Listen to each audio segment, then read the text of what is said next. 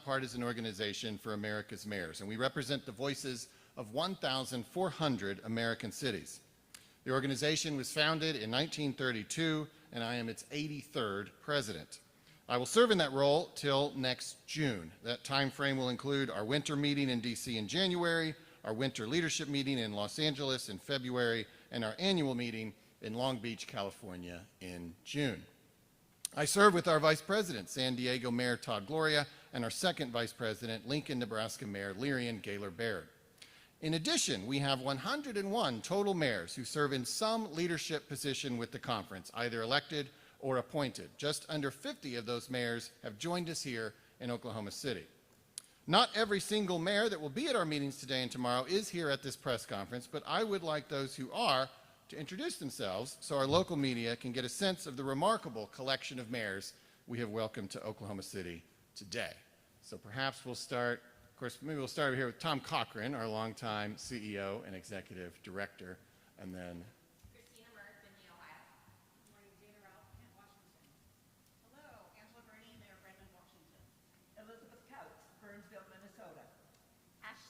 Mayor of Anaheim, California. we go back to Mark here. Mark Freeman, Mesa, Arizona.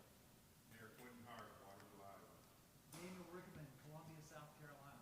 Aquanetta Warren, City of Fontana. Mayor Jerry Dyer, Fresno, California. Brian Barnett, Rochester Hills, Michigan. Karen Bass, Los Angeles, California. Maybe we'll jump back here to Brett. Brett Smiley, Providence, Rhode Island. Mark Nash, Edmond, Oklahoma. Jim Ross, Arlington, Texas. Quentin Lucas, Kansas City, Missouri. Maddie Parker, Fort Worth, Texas. How about we go down the front row? Brian Waller, Piscataway, New Jersey. Patricia Lock Dawson, Riverside, California. Barbara Buffalo, Columbia, Missouri. Sean Patterson Howard, Mount Vernon, New York. Cooper from the city of Caledonia, Florida. Allentown, Pennsylvania. Gina Ortiz Jones, San Antonio. Martha Guerrero, West Sacramento, California. Joe Keenan, Bridgeport, Connecticut. John Mitchell, Bedford, Massachusetts. Sue Bigham, Carmel, Indiana. Andy Shore, Lansing, Michigan. Jim Hubland, Edina, Minnesota. Rudy Malaflam, Hartford, Connecticut. Leah Gaylor Baird, Lincoln, Nebraska. Jane Castor, Tampa, Florida. Gerard? Gerard Hesmus, Denton, Texas. Travis Stovall, Gresham, Oregon. Morning, Mark Ham, Moore, Oklahoma. Walt Maddox, Tuscaloosa, Alabama. Davey Gifford, Columbus, Ohio. Did we get everybody? All right, very good. That's a lot of responsibility for the guy here. You know, I just want you to know. One thing I want to point out is that you just heard from mayors who are Republicans, Democrats, and independents. And not only did they not feel it was necessary to tell you their party registration, you could probably talk to them for a while and still not know how they are registered. That's because we at the Conference of Mayors have long believed that in America there are three major political parties: Republicans, Democrats, and mayors. Mayors get things done.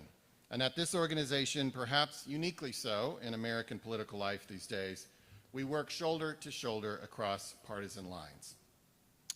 With that as our reality, it was fitting that we started our morning with a visit to the Oklahoma City National Memorial, site of the deadliest act of American political violence in living memory. At the site, we signed what we are calling the Oklahoma City Declaration. This three-page document condemns political violence, recognizes our shared humanity, and reaffirms our commitment to core American values like pluralism, compromise, truth, and civility. This document is available to all of you in the media in full, but I wanted to share its key passages with you. After a bit of a preamble that discusses the core principles of the American experiment, we have each affirmed today that we believe, and I quote, that political violence in any form is unacceptable and should be met with the harshest condemnation and penalties. We will condemn those who use or condone political violence and will seek full accountability for their actions, even if their political position was one with which we agreed. That even in a pluralistic society, those things we have in common still far exceed those things that make us different. We will seek ways to inject our shared humanity into debates, even when those debates are emotional. In fact, especially when those debates are emotional. We believe that civility matters because it is a reflection of our respect for our shared humanity. We will refrain from referring to those with whom we disagree by anything but their preferred name, and if they have a title, we will use it. We believe that dehumanization is the rhetorical device that has paved the way to the worst atrocities in human history. We will refrain from referring to those Americans with whom we disagree as enemies or as evil, or with terms that imply they are less than human in any way. We believe that we each deserve to be treated as individuals. We will refrain from imputing the actions or statements of one person or group to everyone we perceive to be in agreement with that person or group's political positions. We believe that there is no issue within the confines of the American experiment, outside of insurrection or war, that is truly existential, and we will refrain from apocalyptic political rhetoric. We believe that truth matters, especially when false information contributes to unnecessary outrage and emotion. We will refrain from spreading false information and will correct and condemn the spread of false information, even when it originates from a person or group whose position is one with which we agree. We believe that everyone participating in the American experiment is motivated by the same thing, a better life for all of us. Unless there are serious allegations to the contrary, we will refrain from questioning the personal motivations of those with whom we disagree. And we believe that not every thought has to be expressed out loud, especially on social media. We will use social media responsibly and with restraint. And finally, we believe that we are humans first, Americans second, and partisans last. Today was the first signing of the Oklahoma City Declaration, but we will now make it available to the entire U.S. Conference of Mayors membership. The signing of the Oklahoma City Declaration is, of course, just one of many things on our plate here at our fall leadership meeting. Over the next 24 hours, we will have discussions around housing, emergency response, legislation in Congress, the budget situation in Congress, homelessness, public safety, climate and energy, infrastructure, data centers, public health, and other topics. Of course, we're also making a little time to experience OKC, and this evening the mayors will take a bus tour of downtown. We will visit Riversport, one of our two 2028 LA 28 Olympic sites, and we will have dinner at First Americans Museum. Now, to highlight some of the most important issues we'll discuss, I'm going to bring a few mayors to the podium for brief remarks. First is our second vice president, the mayor of Lincoln, Nebraska, Lyrian Gaylor Baird. Of course. Good morning. I'm Lyrian Gaylor Baird, the mayor of Lincoln, Nebraska, and the second vice president of the U.S. Conference of Mayors. And, you know, Mayor Holt joked that from up here in Bass Tower, I'd probably be able to see all the way to Lincoln, and I think he's right. It's really a pleasure to be here. You know, America's mayors lead not from the top down, but from the bottom up. And we work on the ground in our cities and guide them with a sense and sensibility. And if that means common sense, of course, but it also means our literal senses. We see the needs of our neighbors up close and personal, from the older adult who needs a hot meal, to the recent graduate who needs a job, to the new mom in need of postnatal care. We hear firsthand the concerns of our neighbors, from the cost of living to the threat of gun violence to the affordability of housing.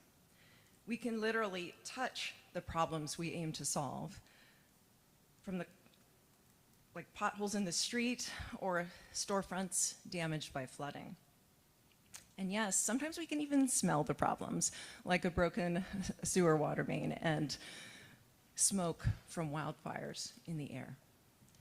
Perhaps because of how close we are to the issues and to the individuals we serve, the mayors in this conference lead with a shared sensibility. While we represent cities large and small, east, west, or right here in the middle of our nation, each one of us understands that to make life better for the people we serve, we must bridge divides, building relationships and partnering with those who may or may not share our affiliations or life experiences, which is why mayors embrace bipartisanship. We understand how necessary bipartisanship is if we are to govern effectively and deliver results that endure. We embrace bipartisanship knowing it is a deep and true expression of the value we place on treating everyone with dignity, respect, and loving kindness. Our embrace of bipartisanship shows the value we place on partnership and collaboration, and, as Mayor Holt just noted, seeing the humanity of all people.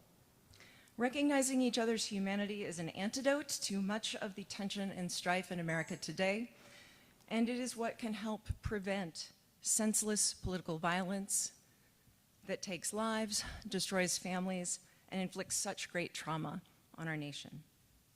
Oklahoma City understands the tragedy of political violence firsthand, and I'm grateful to Conference President Mayor David Holt for earlier this morning taking us all to the Oklahoma City National Memorial and Museum, where we, the U.S. Conference of Mayors, declared our rejection of political violence and reaffirmed our commitment to creating a more effective, collaborative, and united nation, to doing our part to form a more perfect union.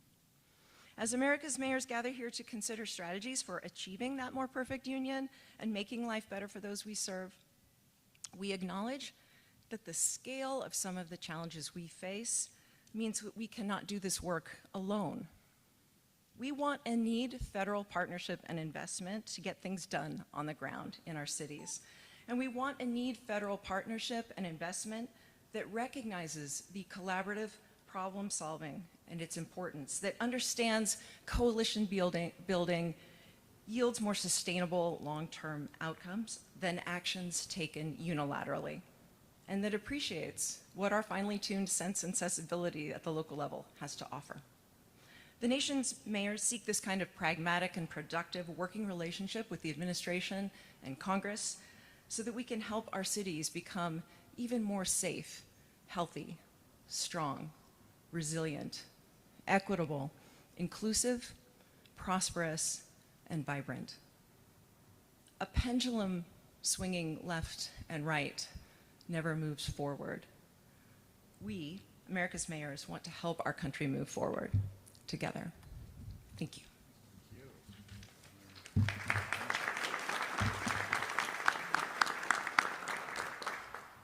Now I'd like to introduce our immediate past president and current chair of our housing task force, the mayor of Columbus, Ohio, Andy Ginther. Good morning, everyone, and it is a pleasure to be in Oklahoma for the first time, in Oklahoma City for the first time. Mayor Smiley and I were talking about that earlier. It's great to be here. As President Holt mentioned, I'm Andy Ginther, and proud mayor of Columbus, Ohio, and past president of the U.S. Conference of Mayors. And I'm here to talk about how America's mayors are working together to solve one of the most urgent challenges we face, the national housing crisis. Too many Americans today are paying more than they can afford just to keep a roof over their heads. Teachers, firefighters, healthcare workers, young families, the people who make our communities thrive, are being priced out. And as mayors, we see it up close.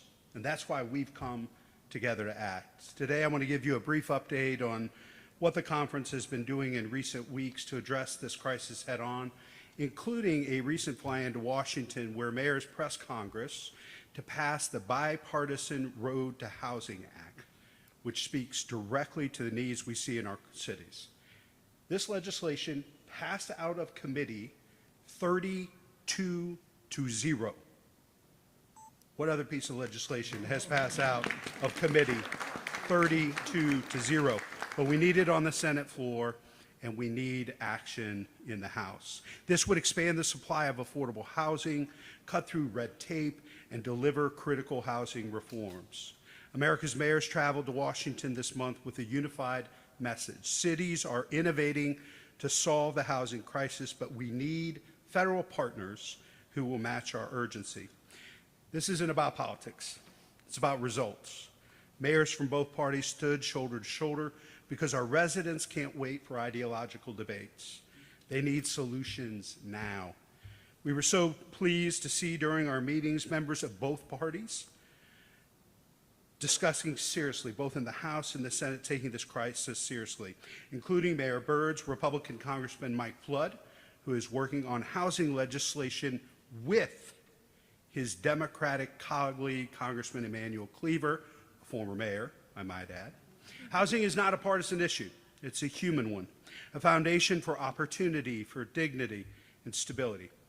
Every family in every community deserves a safe, affordable place to call home. And America's mayors are committed to making that a reality. And we're calling on Congress to join us in that mission. Thank you, President Holt.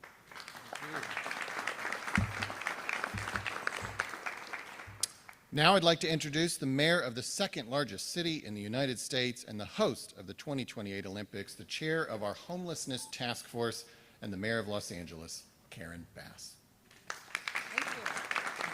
Thank you. Well, good morning, everyone. It's especially important, and I'm excited to be here this morning as this is the first meeting I've been able to make this year. And so I want to thank our leader, Tom Cochran, and also, thank you. It is good to be home. But and then our current president, of course, Mayor Holt. But let me just say that one role that the U.S. Conference of Mayors plays, LA has been through a difficult year. Everybody knows that. But it has been so meaningful to me, all of the solidarity and support that I received from all of you. And that's one of the roles that I think is so important of the U.S. Conference of Mayors, because all of us experience challenges at different points in time. And your support and lessons that you learned are very important, and I appreciate that. Well, I have a special bond with Oklahoma City. Now, this is the first time I've been here. But what we share is that we will both have the Olympics in 2028. And I'm very excited to know that's right. That is an applause line. So that's Los Angeles and Oklahoma City. But next year, in less than a year, 11 of our cities will be hosts to the World Cup. And so it's an opportunity for us to gather in these meetings to talk about how these big events, how we can make sure that these big events benefits all of our cities. It's an opportunity for an economic boost. It's an opportunity for us to use these events to further a lot of goals that we have.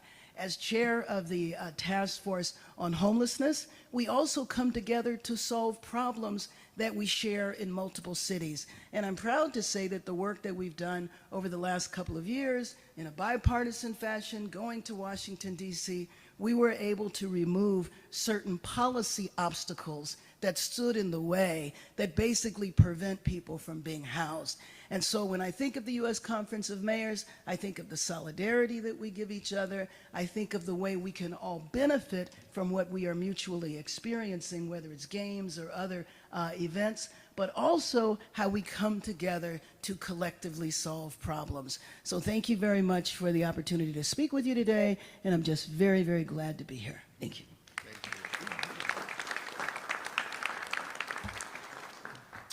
And our final speaker, and then we'll take questions, is the co-chair of our Mayors and Police Chiefs Task Force and the mayor of Providence, Rhode Island, Brett Smiley.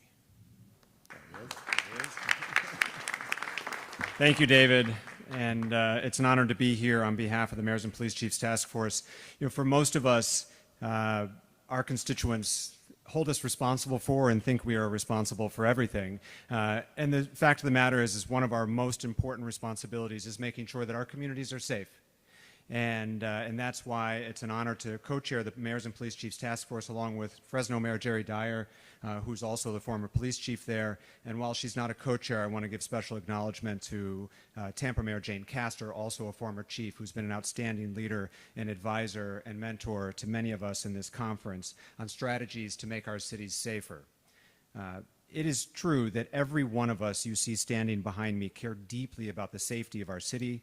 We devote an incredible amount of time and effort to making sure that our cities are safe, that our families feel secure, and that businesses can operate in a safe environment. It is also true and indisputable that crime is down across American cities, in many cases dramatically. In my city of Providence, Rhode Island, we are experiencing the lowest levels of violent crime since the 1990s. But at the same time, it is also important for our constituents and for all of you to know that no amount of violent crime is acceptable. We are always working to zero. We know that's aspirational, but that is our goal. We wake up every day trying to eliminate crime in our cities. And that is due in large part, our success is to the work of our police chiefs, the officers who serve in community-oriented policing roles, and the leadership provided by our community's mayors. We know that these statistics and trends are heading in the right way, but our job is not finished until our residents know that they're safer and feel safer. And so that is why we have commissioned a new report that has been released that has respondents from 60 of the 100 largest cities in our country, is available now. And this survey hopes to accomplish three things. One, to bring light to the encouraging downward trend in crime in America's cities. Two, to share what's working right now to continue to drive that progress. And three, to outline what more is needed to continue to make our cities even safer. Our survey found that violent crime is down 86% in the cities surveyed in the first half of 2025 compared to the same period in 2024. The survey outlines many ways in which cities are helping drive this trend, from enforcement strategies to new technologies to prevention programs. It identifies juvenile crime as one of our biggest challenges and how initiatives like mentoring programs and violence intervention programs can make a difference. Mayors and their chiefs and other local leaders deserve a lot of credit for making the right investments and promoting a strong, smart policing that helps stop violence before it even starts. At the same time, we know that more work can be done. And so we want to be clear, just like Mayor Ginther was talking about with respect to housing, the work that Mayor Bass is talking about with respect to homelessness, we welcome federal assistance with respect to public safety as well. But it must be a partnership that recognizes the expertise of mayors and their police departments. Nobody knows what's happening in our city better than the folks you see standing beside me. Our chiefs and our officers know our neighborhoods, know our residents, know who's causing the disruptions in our communities. And so federal partnership is welcome, will help, but it must be done together with us. The survey highlights existing partnerships which have yielded real results and we hope to expand upon. Support from the ATF and the DEA to trace guns and drugs in our cities. There are helpful ways that Washington can engage in local crime-fighting efforts. As the leadership of the conference gathers here in Oklahoma City, this survey will serve as a roadmap for our discussions, helping to identify priorities for our new partnership with the administration and Congress to reduce crime. Making our cities safe as possible is a priority for all of us, and I look forward to the discussions here about how we can advance these effective strategies that are working in our cities. I want to thank Mayor Holt again for his hospitality and for bringing us together for what I'm sure will be tangible, actionable results out of this weekend's meeting. Thank you.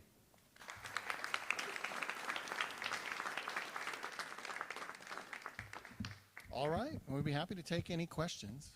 We answered a lot of them probably already, but if you have any questions. Yes. I have one. So this weekend you have this conference. You talked a lot about federally, bridging that partnership. But this weekend, are you really just kind of brainstorming and seeing what are they doing in Iowa that I can bring here? What are they doing in California and vice versa? Is that kind of the point of this weekend? Is it just brainstorming? It's a little bit of all of the above. I mean, right? So we as a conference, I think of us as having multiple legs to our stool, and you referenced a couple of them where we share best practices. I mean, that happens both in a structured way, as we're going to be meeting here in Vast all day long and through Saturday morning.